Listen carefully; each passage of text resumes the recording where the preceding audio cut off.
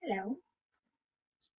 So we now live in a society that has come to condition our minds into how people are expected to behave, how people are expected to act, and also how people should think about some certain things, about some certain people, about some certain futures as it concerns especially gender. And because of this gender bias, of gender discrimination, or gender conditioning as to regarding how a particular gender is expected to act or behave, has brought about a lot of issues that the society now believes that a particular health problem or a particular problem that could bring about a health problem can only be seen prevailing in a particular gender. And this brings us to the topic of what we will be talking about, today. And of course, as usual, please share your views, share in the comments box. And if you're also yet to subscribe with us, please kindly do that for subsequent content as this very one. So the society has come to place a particular object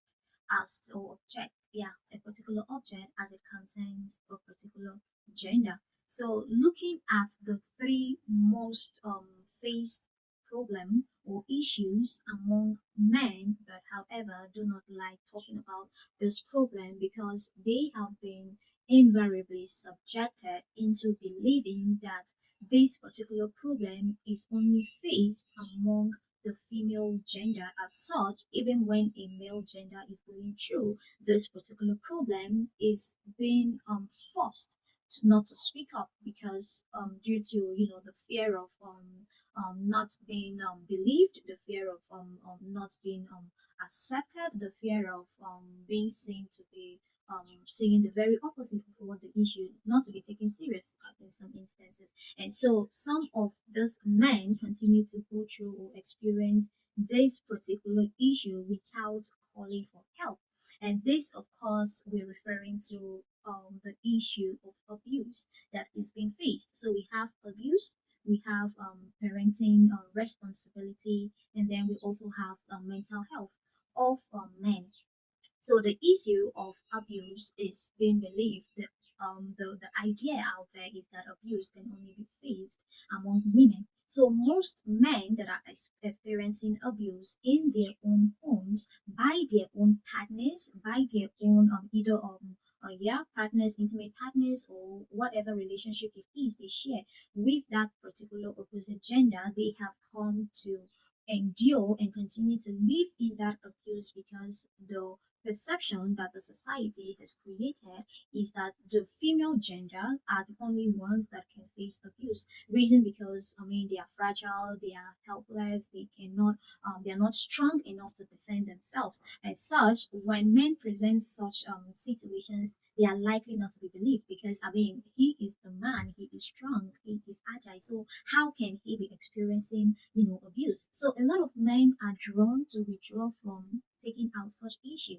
to the world or to seek help that is necessary. And over time, this very abuse will bring about either the physical challenge that that person does, the physical health challenges now that that person would experience, as well as a mental issue or the mental problem, which is the second thing that they do not like talking about because they believe that nobody will stand or will understand the situation in which they are in. And of course, a lot of them go through a lot of traumas medically that they do not even like to be associated with discussing, such trivial issues. They come to consider to be trivial, and so it's not really a sensitive issue that they like to disclose as a result of the abuse. Because if they will are dealing with a mental issue, which could be a chronic anxiety, which could be schizophrenia in multiple personality disorder, which could it could just be your normal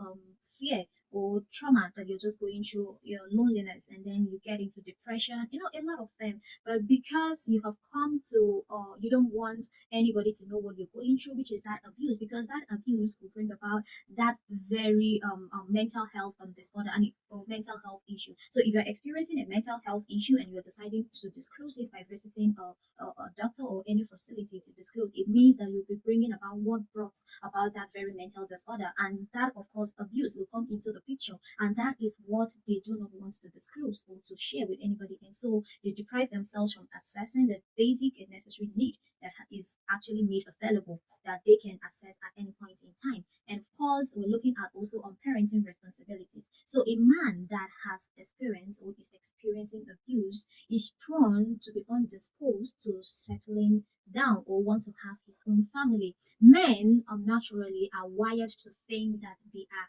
independent. So that spirit of independency is prone to make a lot of them into believing that they are not yet, a lot of them have, many reasons as to not wanting to settle down, probably financial issues, being still depending on one source of income, and a lot of, excuses. But majorly, they come to see a man who is, associated or is experiencing abuse is way more likely to think that he is not in the best position to give the best to the family in which he wants to build up for.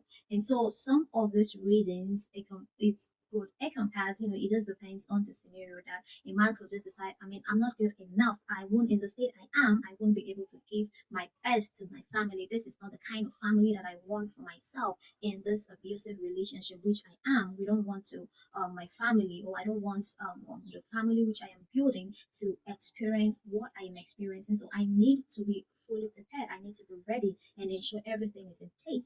So these are the three major issues that men are frequently, being faced with.